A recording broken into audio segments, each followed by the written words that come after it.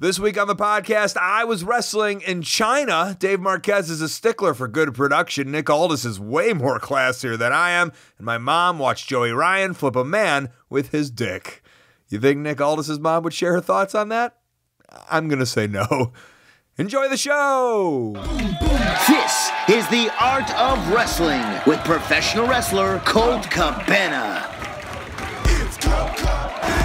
All right, how you guys doing? Come on in, sit down, relax. You're about to listen to the Art of Wrestling, a professional wrestling podcast. It's a life podcast. It's a personal journal to enter your way into the minds, the souls, the hearts, and the lives of the people involved in the world of professional wrestling. I'm your host. My name is Colt Cabana. I'm jet lagged. I say it a lot, but it's full swing right now.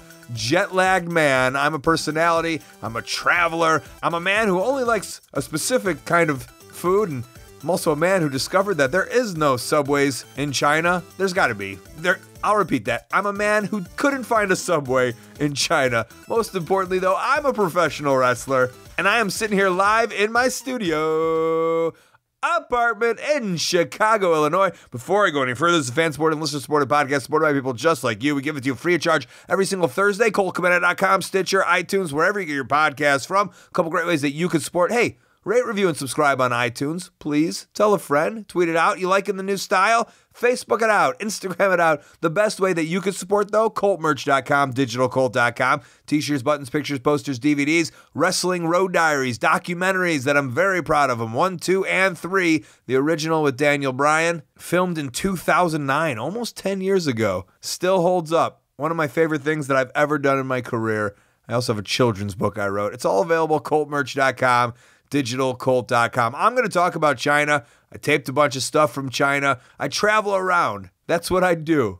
Town to town. Little show, big show, international show, Milwaukee, Wisconsin. You name it, I will show up. June 9th, I'm going to be in Philadelphia. So happy to announce it's been over 5 years since I've wrestled with Chikara, ChikaraPro.com. I have thrown my hat into the second annual Johnny Kidd Invitational. I hope you come out and see me in Philadelphia. I wrestled Johnny Kidd in 2004 and 2011, I think, in Chikara. I love his style of wrestling, and I hope to represent well. I'm excited to come back to Philadelphia and Chikara, but that is not where I was this weekend. I was in Wenzhou City, China, going on my first Chinese tour, and I was excited, so excited that a big thank you to AAW and Ring of Honor. I said, hey guys, I've never been to China. I'd like to go to China. And they were both cool enough to say, hey, go to China. Wrestle your little American butt off.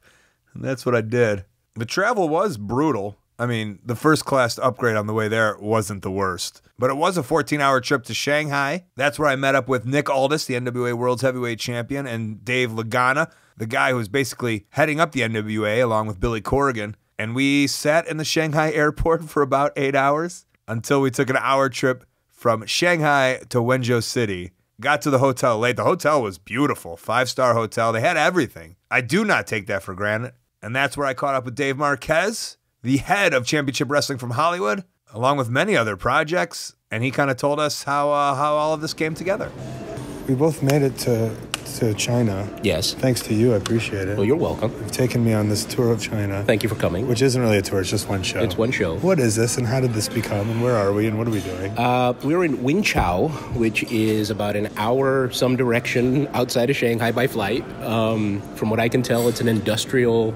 I think we're floating on a barge in the middle of some body of water. I got in last night very late, and then this morning when the light was there, I looked out, and I was like, oh, we're on the ocean or the sea? Yeah. I don't know. Okay. Yeah, so I don't know much about the town. We're in an awful nice hotel. There's no air conditioning that is worth talking about. But 3 years ago, maybe almost 4 years ago, I started getting contacted about doing a show in China, and I've come here twice now. This is my third trip, and meeting with government officials and local promoters and sponsors and different production companies. It took probably a good 3 years to finally get to actually doing a show this Saturday coming up. So a lot of hands have been involved in this, not just in China, but all across the U.S., and here we are. How many times did you throw your hands up just like, oh, this isn't happening? A few times. I mean, you know me well enough. Yeah. I mean, it's a few times, really, truly. you know, in wrestling, we're told a lot. And as a promoter, I try not to oversell things to you guys because I know you guys have heard everything and always everything. So I try to downplay most everything. Like this one, I think I even told you once, like, no, we're not doing it. It's not going to happen. But then it happened. And we put a really good group of people together from Los Angeles, actually all over the country, if not the world. And now we're doing it. And there was 3 days. The first day was getting to know the sponsors, probably kissing their ass a little bit, doing whatever we had to kind of fulfill the idea that they've flown us over to China. The second day was a press conference, and then the third day would be the show. So we all kind of woke up. We went to 4 different locations. The only one I knew for sure was a Land Rover dealership. The other 3 were just kind of in the middle of the street taking pictures. There was a green bottle of water that we were supposed to promote. Also, an energy drink that smelled like cinnamon and cough medicine. What if they heard this and got mad? I doubt it. And now they're just blasting my music. Wow. I'd say 25 people from the media. Well, I'd say 25 people from the media are taking pictures with bike sponsors and water sponsors. And there's posters of us up all over the place. And everyone's taking pictures. And this is super weird. Oof. And then that night, the sponsors, I guess the money men behind the thing, there was a guy named Mr. Lee. And I couldn't stop thinking about the song from Stand By Me, which I think showed my age a little bit. But they treated us to this dinner. I mean, it was a feast. And that's where I've realized that I hate all food. I mean, I'm a hard date. That's a fact. It was just all weird food, chicken toes and tongue. That wasn't like the good tongue. It was like a weird actual tongue. Oh, it was so gross. Then finally they bring out chicken, and I'm all excited. And then there's the actual chicken head. Fried, deep fried maybe? I don't know, but he's just staring at me. And the Americans were having a great laugh at my expense. But those are the ones where you just smile and you try to make it look like you don't hate what's going on and just want to go downstairs and eat McDonald's, I guess. じゃあちょっと乾杯しましょう。倒啤酒，干杯！昨儿教他们半天，会干杯了。来，干杯！你待会不喝酒，待会不喝酒。干杯！干杯！Bye. 干杯！ The next day there was a press conference. Nick Aldis, who was Magnus, if you remember, in Impact Wrestling. I mean, he's dressed to the nines. This is just a classy guy. Way classier than I am. I've got a polo shirt that I bought at a thrift store, I think, years ago. And in my head, I'm like, look at me. I'm all dressed up. And I don't know. I don't know anything about style. I don't want to be stylish, but I also realize, like, fuck, I look like a fucking bum. Maybe if I'm getting flown to China, maybe I should look the part a little bit. All I brought was jeans. I mean, I did bring a nice button-down black t-shirt, I guess, but I still look, ugh. I know the point is, like, I get to do the job that I want to do, and I never have to dress up, and that's what I love about my job, but I don't know. I felt like such a child, a man-child. 是 NWA 重量级的金腰带卫冕战的对战双方，这是2位冠军选手，也是2位金腰带的拥有者，他们是要进行的是我们的卫冕战，有请他们首先签署战前约定协议，亮一亮他们的金腰带。Anyways, that was a bit of the press conference. I know nobody knows what they're saying. I mean, maybe one person, maybe one of you. If John Cena is listening, he knows Chinese, right? But it was just a whole lot of talking. There was a little press, but I think the press was paid by Mr. Lee. I think he's just one of these bajillionaire guys. Nobody knows how these things come through. I mean, Marquez does, but I don't even think he does. So I was on a stage. I didn't say anything.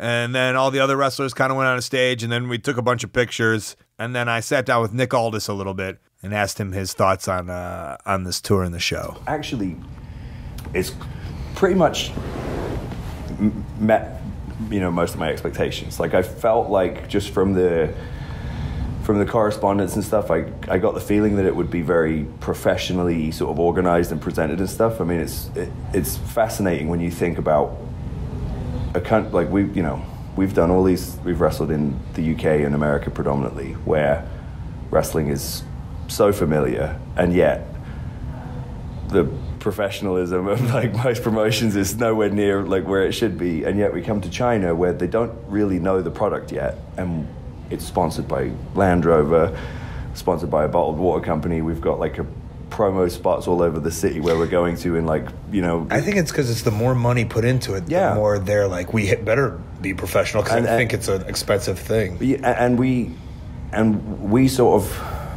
I think we sort of fucked ourselves in that respect, because we stopped as a culture, America as a culture. Right. Well, the business in general, we stopped presenting it in that fashion, which then in turn led to it being received in that way by the rest of the world. Mm-hmm. Like, we, you know, I've said it before, but the whole sort of, as fascinating as it is, and as much as I consumed that element of the product as a kid or as a teenager, a lot of the sort of exposure of how the business works, I think, was harmful in that respect. You know what I mean? Because here they don't know any of that yet.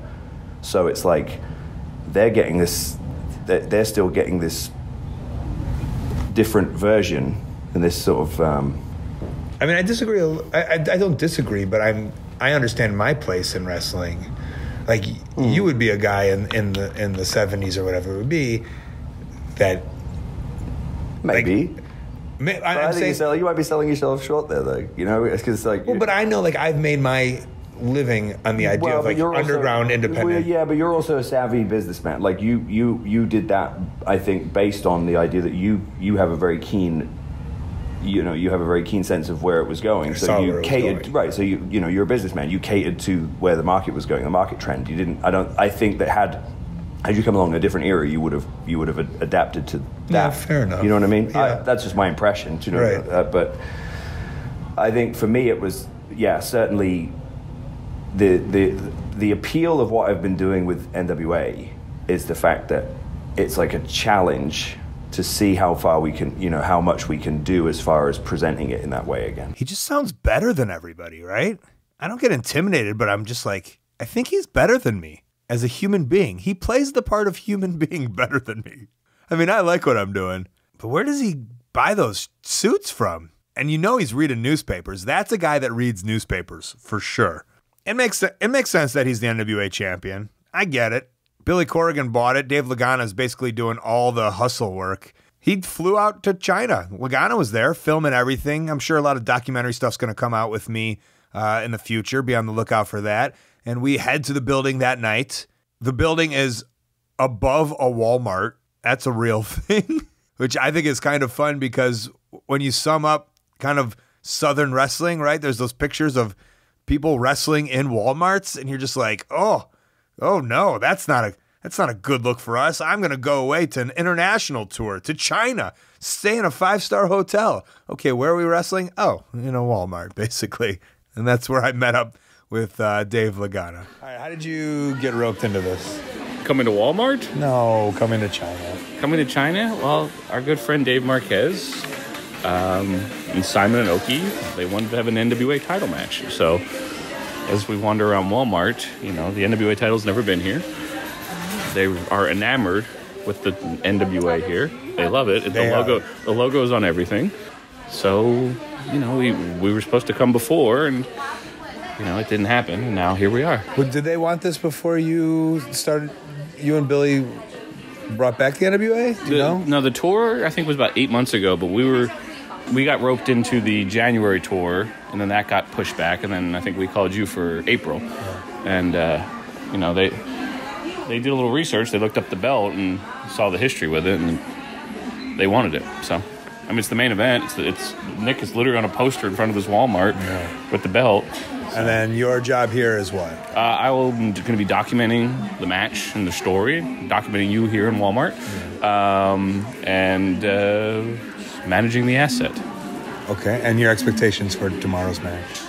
I think it'll be an interesting... Not the match itself, just the whole show. I think it's an interesting experiment and not have any idea what's going to happen. It's so crazy, right? Like, we came here, we had no idea, and they're expecting 5,000, 4,000, 5,000 people tomorrow. I think it could be anywhere from 50 people to 20,000. These posters have been up here for a month. Yeah. So, you know, it's kind of weird.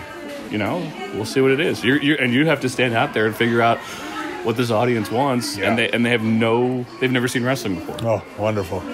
We came a night before to the arena, and it looks really cool. I'd say it's a little smaller, just a little smaller than Ryogoku Sumo Hall, which is where I wrestled 2 weeks ago, but just not by many.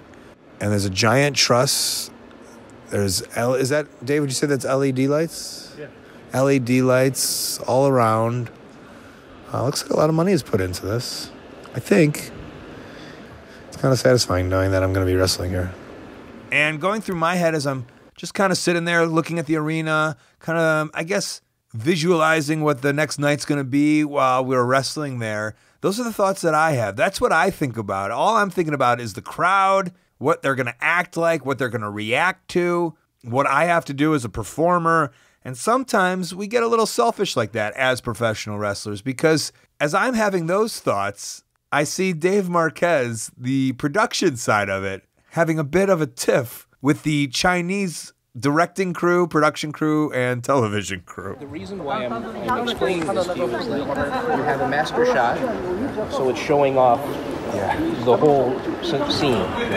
But if they're going to hit or something on camera, sometimes if they're going to hit, okay, touch.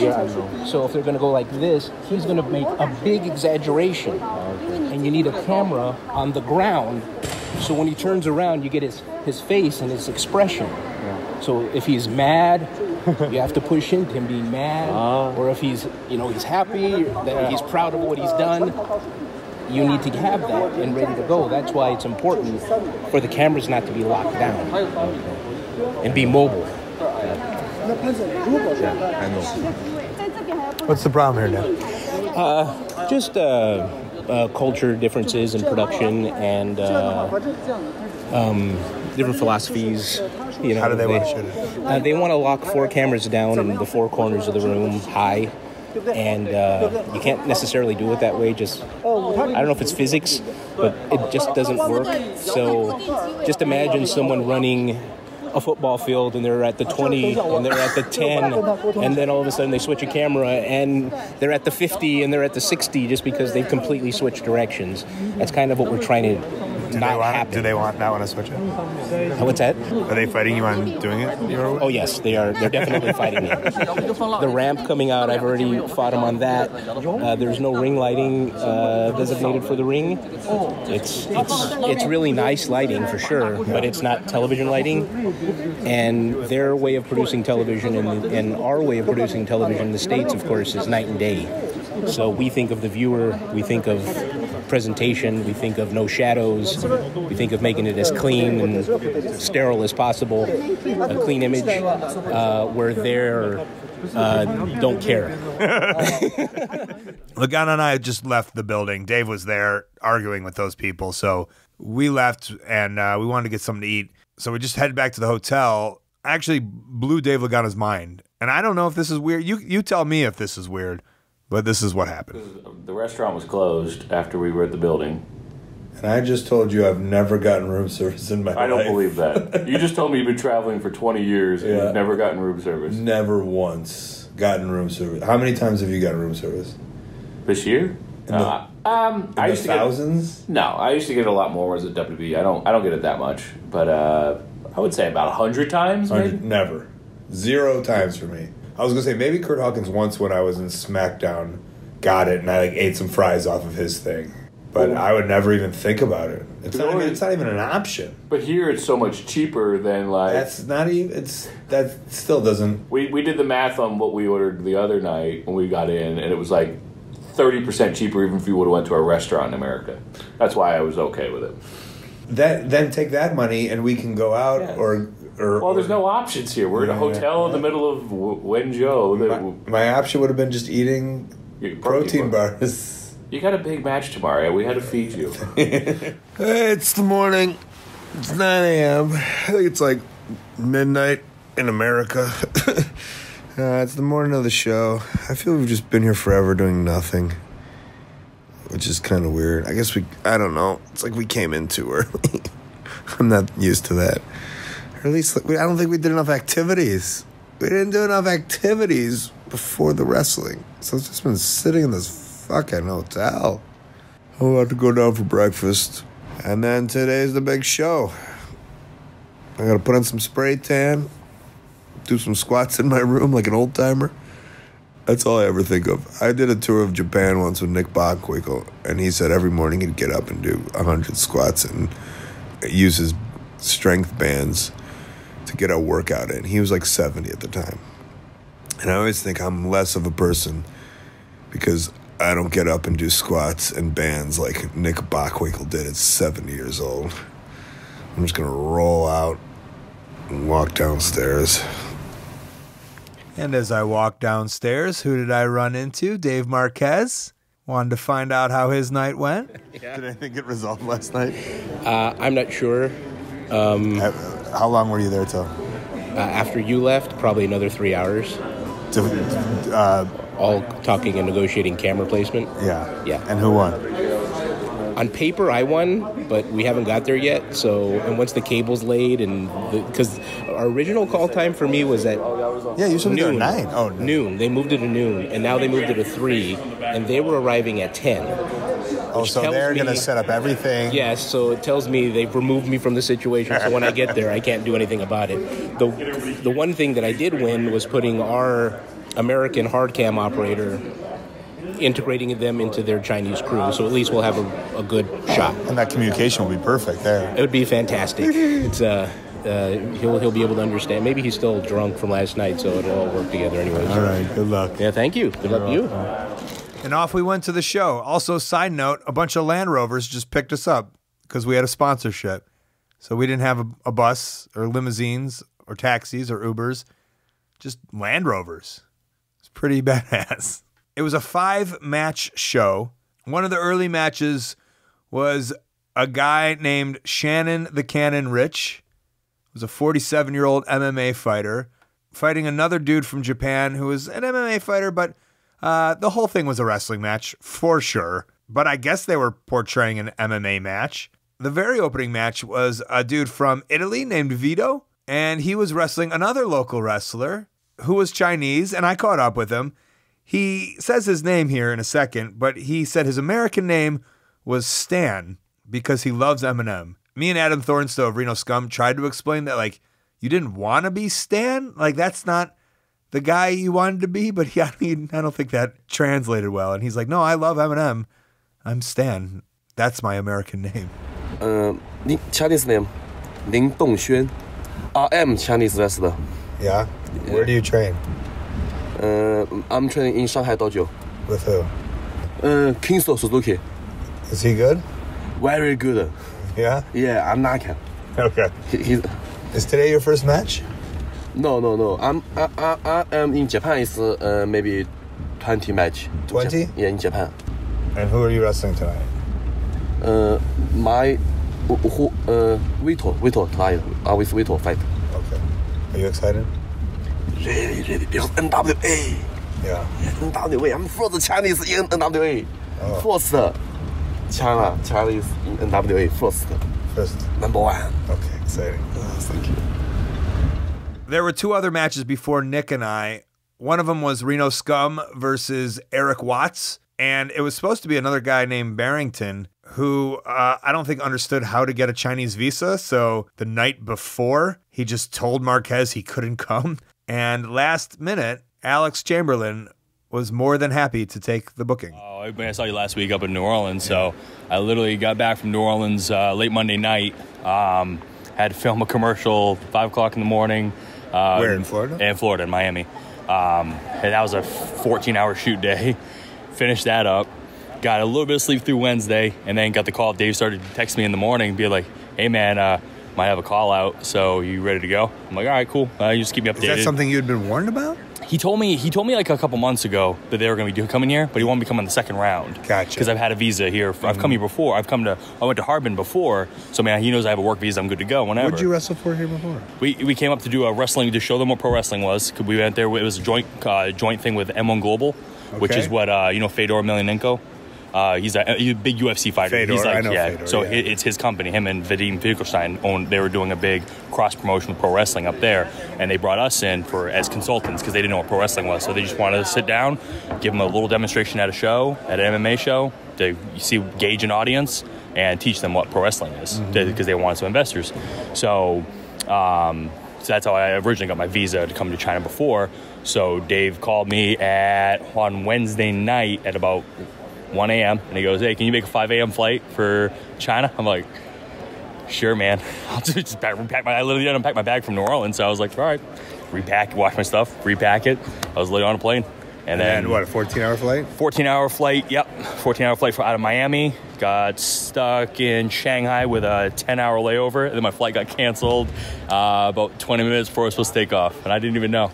So I got stuck in Shanghai for the night and then flew out this morning. And did you sleep at the hotel or are you sleeping in the airport? Yeah, they put me up in a hotel in Shanghai. Okay. So they put me up in a hotel there, and like that was cool. Like they took care of all that stuff. So when did you get into Wenzhou? I got into Wenzhou today at around noon. At noon? Yeah, noon. And you're leaving tomorrow at 5 a.m.? Yes, I am. Not bad. It's wrestling, man. And you're not even complaining about it? Man, it's cool, man. It's for the story, ain't it? Yeah, I mean, it's, how many times you get an opportunity to, travel the other side of the world and do something like that real quick? I mean, I think that's so important that people hear that and also see that he's not sitting on social media bragging about how much he wants it, #wants it, or how much more professional he is than everybody, because a lot of people would have done that, and a lot of people do that, but there are so many stories about real professionals who don't just go out there and brag. That's part of the job. That's what you do. You get a call, you show up. I mean, you can make a big deal of it, but also you can act like you've been there before. And just know, for every person who yells to Twitter and Facebook or whatever it is how professional they are, there's guys like Alex who just show up and do the job. There's also girls like Alex. Well, that didn't make much sense, but there was a girls match. Heather Monroe from Los Angeles wrestled Barbie Hayden, and Barbie also had a hell of a travel week. So I left my house Tuesday at 3 a.m., drove 2 hours to the airport, show up. You live in Houston? I live in College Station, and I drove to Houston. Okay. And when I get there, I go to internationals, because I assume, okay, I'm going to Toronto and then to China.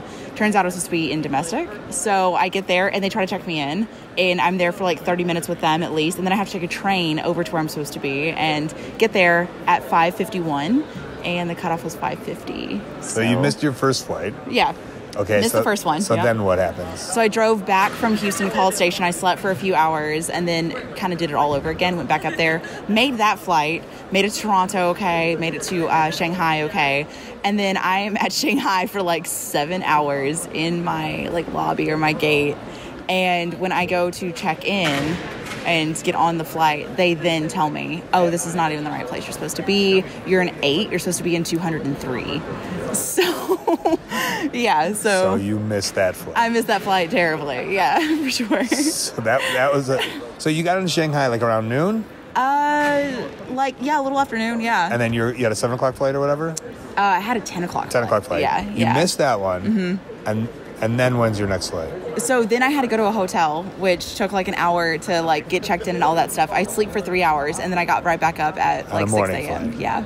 So it was a long one. Yeah, it was terrible. The match finished about an hour ago. Man, we put in, I don't know, maybe 25, 30 minutes. There was a lot of work to try to get the crowd involved. For me, that's what I felt.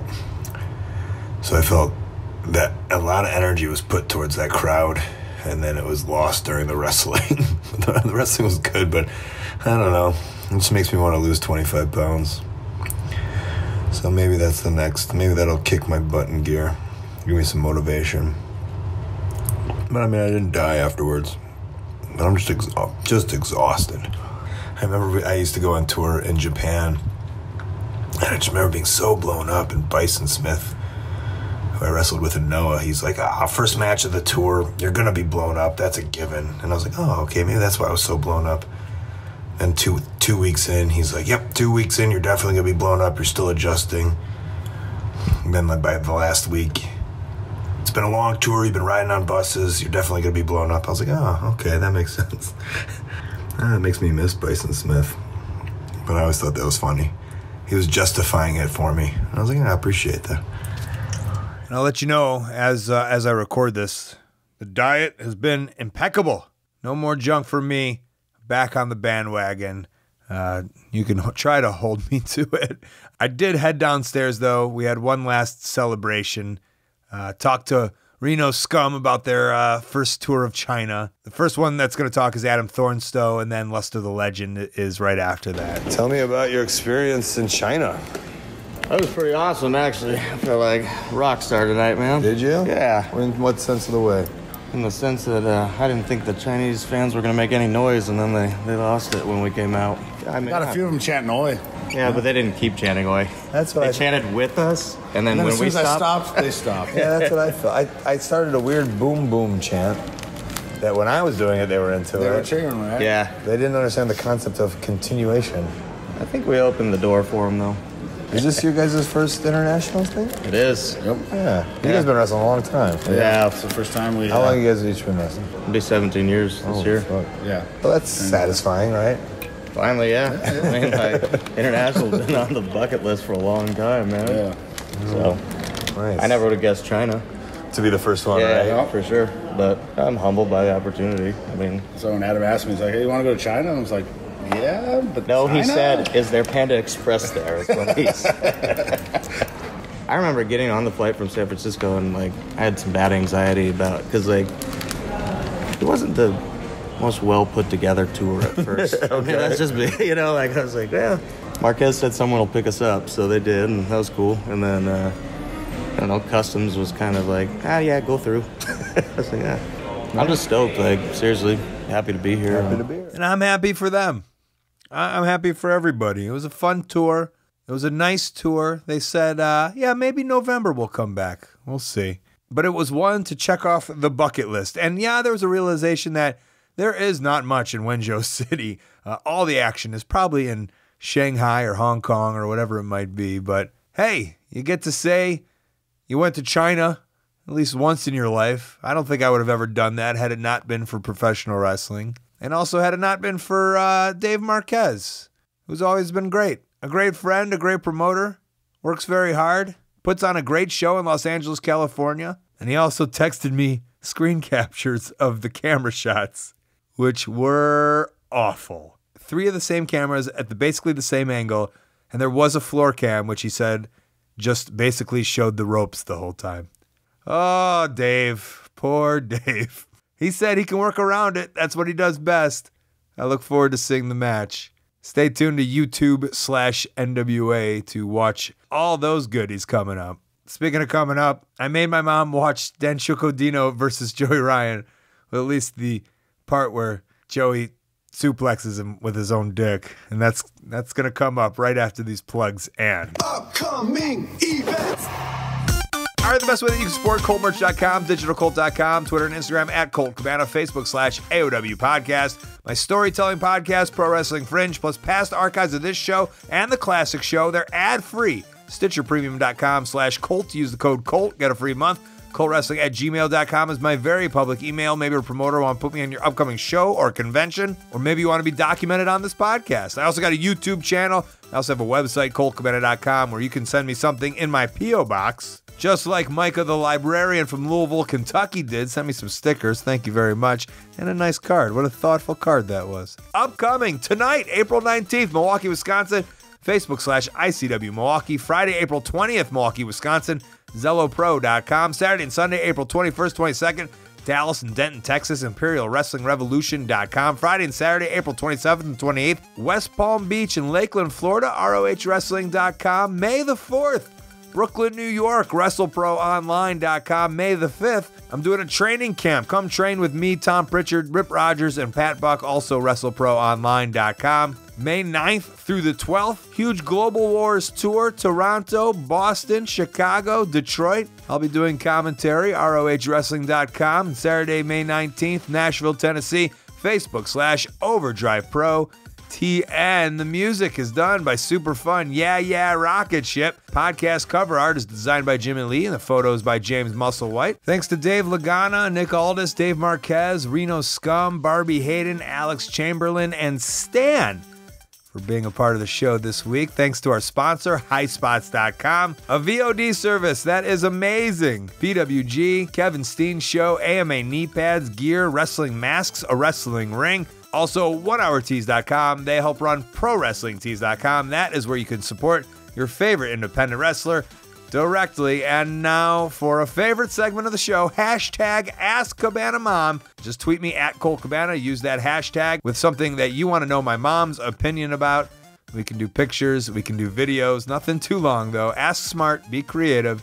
This week, at Alex M. Acosta asks my mom what she thinks of Joey Ryan's YouPornplex. Hello, it's Mama Cabana from her studio apartment in sunny Scottsdale, Arizona. I did watch the match between Joey Ryan and his Japanese opponent, and I'm still wondering why he would want to grab onto Joey Ryan's penis. Unless Joey Ryan stuffed his pants like a Tom Jones type of thing.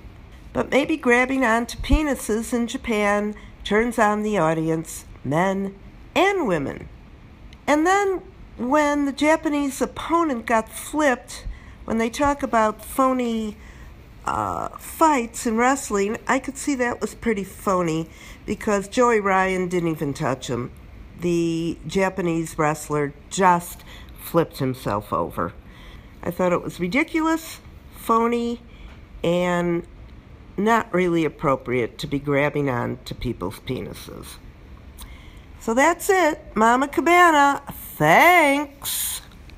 You think Joey Ryan's going to go after my mom the same way he does with the other luminaries in the world of professional wrestling? I hope not.